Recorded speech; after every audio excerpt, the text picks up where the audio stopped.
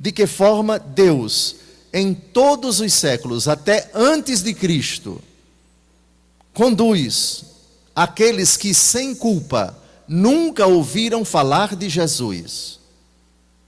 De que forma Deus os conduz a Jesus? Jesus, que foi muito claro: ninguém vem ao Pai senão por mim. João capítulo 14, versículo 6. E vimos ontem em Atos dos Apóstolos, capítulo 4, o apóstolo Pedro ter dito: não há debaixo do céu outro nome pelo qual devamos ser salvos. A carta aos Hebreus, capítulo 11, versículo 6 diz: sem a fé é impossível agradar a Deus. Então agora, a reflexão nossa última, antes da missa de encerramento, é esta: como é possível conjugar a necessidade da fé? Quem crê e for batizado será salvo, e quem não crê será condenado. Portanto, a fé é necessária para a salvação, o batismo é necessário à salvação. E o que dizer daqueles que viveram antes de Cristo e nunca ouviram falar dele? O que dizer daqueles que, no tempo de Cristo, sem culpa sua, não conheceram Cristo? E o que dizer das pessoas que, após nosso Senhor, nesses 2000 anos de história, sem culpa sua, nunca ouviram falar de Jesus? Se salvam ou não? Vão para o inferno ou não? O tema, então, é o tema da salvação dos não cristãos, da salvação dos não crentes. E o texto clássico que vamos refletir é o texto dos magos do Oriente, aos quais Deus Todo-Poderoso os conduziu de uma forma misteriosa, diferente da forma como ele fez chegar aos judeus, representados pelos pastores, o anúncio de que nasceu um Salvador, que é o Cristo Senhor. Convido então vocês a refletir no único evangelho que narra este fato. Mateus capítulo 2, versículos de 1 a 12. É o evangelho da solenidade da Epifania do Senhor. Epifania do Senhor, epifania é uma palavra grega que significa manifestação, aparição para as pessoas. Epifania do Senhor, claro, já existiu a epifania judaica, isto é, os anjos apareceram aos judeus. Essa é a manifestação clara, explícita, depois do nascimento de Jesus, no dia, na noite do nascimento de Jesus, de que nasceu o Salvador. Então é a epifania judaica, na própria noite de Natal. Mas existe uma epifania para os não judeus, e lógico, também vamos incluir os não cristãos. O paganismo, pela primeira vez, receberá essa notícia. Só que os instrumentos de que Deus vai se utilizar são completamente inusitados. Vamos então ao relato. Obviamente que no dia da Epifania do Senhor, Natal é amanhã à noite, próximo domingo, o domingo seguinte ao Natal, é a solenidade da Sagrada Família de Jesus, Maria e José, e o domingo seguinte é o domingo da Epifania do Senhor, os magos do Oriente. Então vamos a esse relato impressionante e vamos comentá-lo versículo por versículo, e durante a explicação vamos abordar essa questão da salvação fora da igreja. Versículo 1. Tendo, pois, Jesus nascido em Belém de Judá, no tempo do rei Herodes, Eis que magos vieram do Oriente a Jerusalém. O evangelista Mateus, judeu, que escreve para boa parte da igreja oriunda, convertida do judaísmo, portanto, os judaizantes, que são os cristãos que se converteram a Cristo, mas que antes eram judeus. No tempo do rei Herodes, portanto, temos uma identificação política, uma identificação, um dado sociológico importante, justamente para mostrar a historicidade do evento Jesus Cristo, e a cidade em Belém de Judá. Reparem que o versículo 1 não diz que essas figuras eram reis, nem diz que eram 3. No imaginário popular, a festa dos 3 reis magos. Bom, se você acha que eram 3, eu respeito, mas a Bíblia não diz. A Bíblia diz que eram magos, no plural. Podem ter sido 2, ou 3, ou 10, ou 15, ou 20, ou mais. Jamais saberemos quantos eles eram. Obviamente que temos que responder a uma pergunta. Por que na tradição da igreja de São Francisco de Assis, que é o autor do presépio, São Francisco de Assis foi o inventor do presépio. E no presépio sempre aparecem 3. E coroados, portanto reis. Mas a Bíblia diz que eram magos.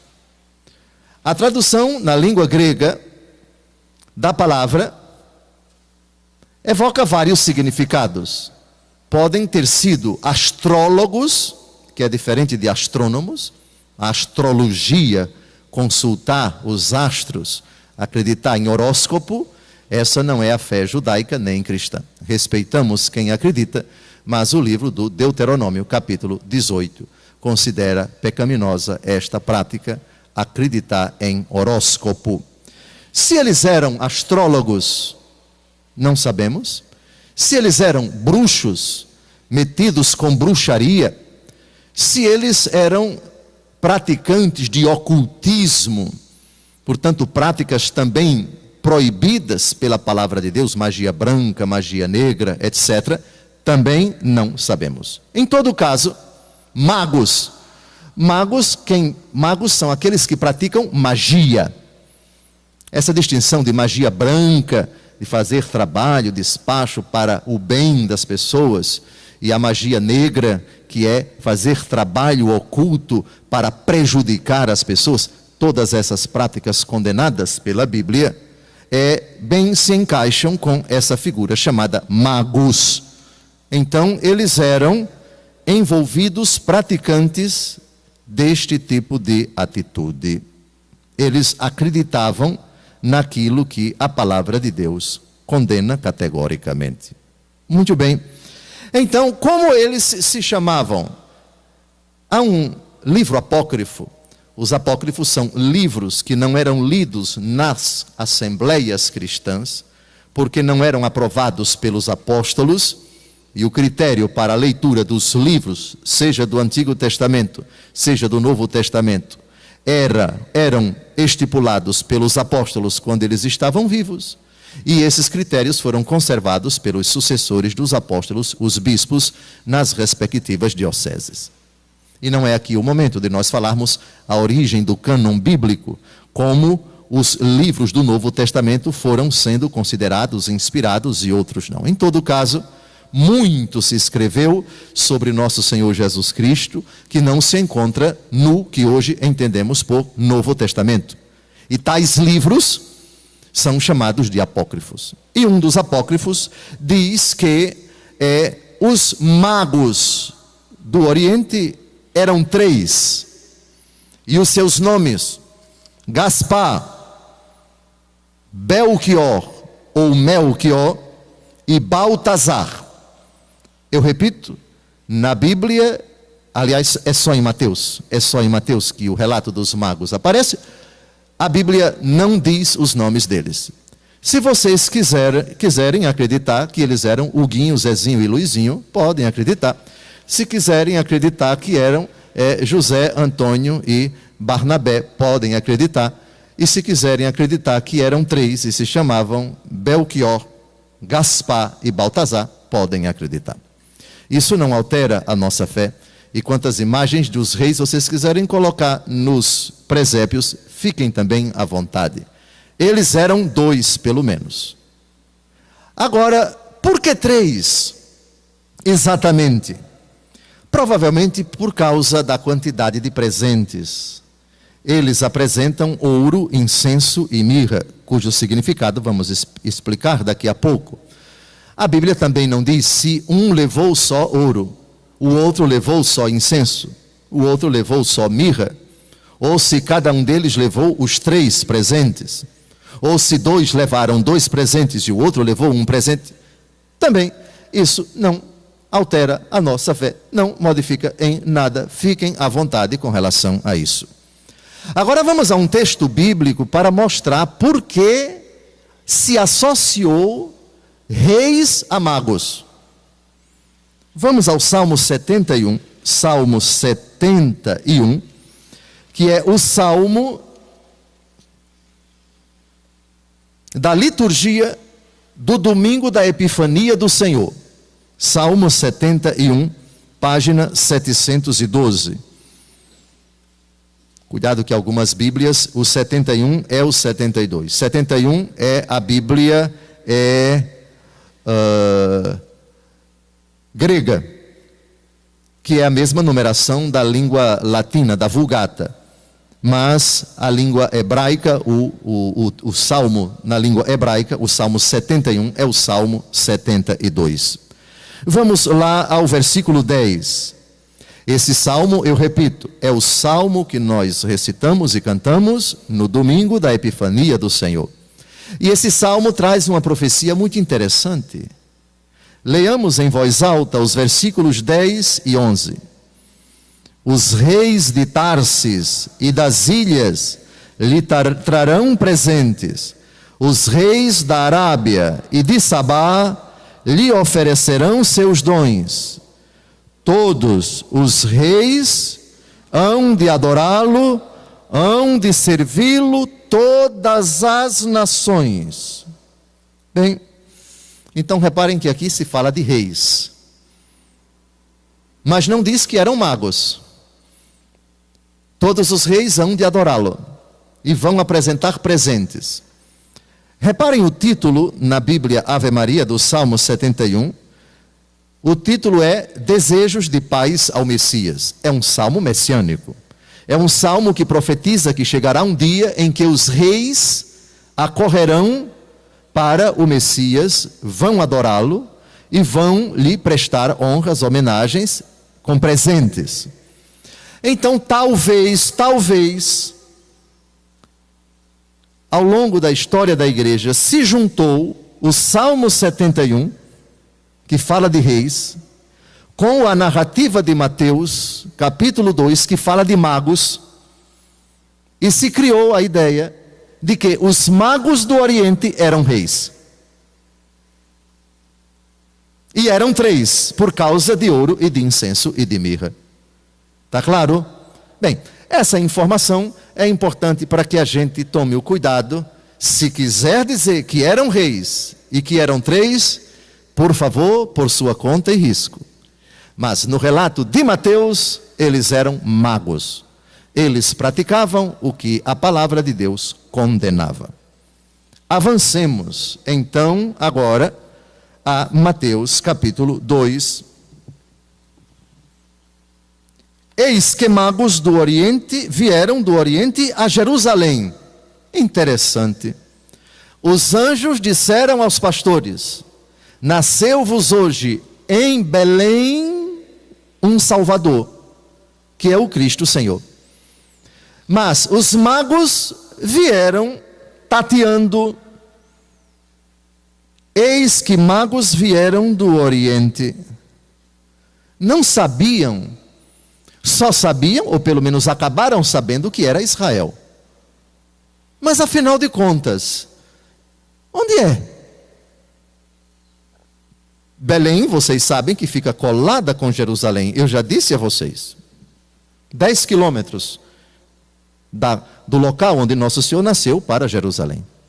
Belém hoje é da autoridade palestina. Quando você sai de Jerusalém e entra em Belém, tem uma barreira de soldados judeus de um lado e da autoridade palestina do outro lado. É aquela segurança, é aquela tensão, meu Deus do céu. Vocês sabem, não vou tratar aqui da problemática entre judeus e palestinos, enfim. Muito triste, muito doloroso isso. Em todo caso, Belém colada com Jerusalém. Mas os magos não são levados para Belém logo. Vão acabar parando em Jerusalém. Muito bem. Deus Todo-Poderoso tem seus caminhos. Para uns, Ele é bem claro, Ele é bem direto, Ele é bem preciso. Para outros, não é que Ele esconde o jogo. Não é que Ele brinca de esconde-esconde. Não é que Ele discrimina. Para esses, os meus queridinhos, eu vou ser bem claro. Nasceu-vos em Belém um Salvador, que é Cristo o Senhor. E já os outros eu vou deixá-los boiando. E agora? Eu estou perdido. Deus tem sua pedagogia para tempos, para momentos, para pessoas, para circunstâncias. Em todo caso, todos os caminhos conduzem a Jesus. Deus conduz de diferentes modos os homens até o Senhor. Portanto, para que ninguém diga, tratou os pastores de um jeito e está tratando os magos de outro jeito. Respeite a pedagogia de Deus, que não é obrigado a agir com todo mundo da mesma forma, utilizando a mesma metodologia, o mesmo caminho. Deus é Deus e, com o devido respeito, cale a boca e incline a cabeça.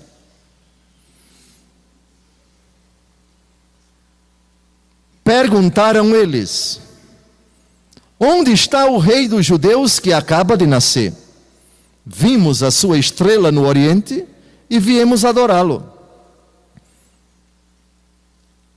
A pergunta foi feita a quem? Foi feita a quem? O texto não diz que a pergunta foi feita logo a Herodes. Até porque o versículo 3 diz que a essa notícia o rei Herodes ficou perturbado e toda Jerusalém com ele. Em todo caso, se você quiser acreditar que os magos do Oriente perguntaram logo a Herodes, interessante essa hipótese. Afinal de contas, se eles eram pessoas conhecidas, não sei se reis, é possível que tenham chegado a Jerusalém e tenham pedido uma audiência a Herodes. Se você achar que isso é improvável, porque Herodes era um pagão, apesar de ele de ser da dinastia Asmoneia. Os asmoneus eram uma dinastia que começou com Judas Macabeu. Enfim, os livros de 1º Macabeus, 2º Macabeus, a revolta de Judas Macabeus, de Matatias e os seus filhos. Sim, sem dúvida, Herodes era da ascendência, da descendência asmoneia. Portanto, ele tinha sangue judeu em si, se bem que era um aliado de Roma, o que os judeus odiavam, detestavam. Em todo caso, o versículo 2, eles perguntaram, mas o texto não diz a quem. Se foi diretamente a Herodes, ou se foi a alguém da corte de Herodes, ou a cidadãos simples, comuns, plebeus de Jerusalém, o fato é que a notícia acabou de chegar aos ouvidos de Herodes.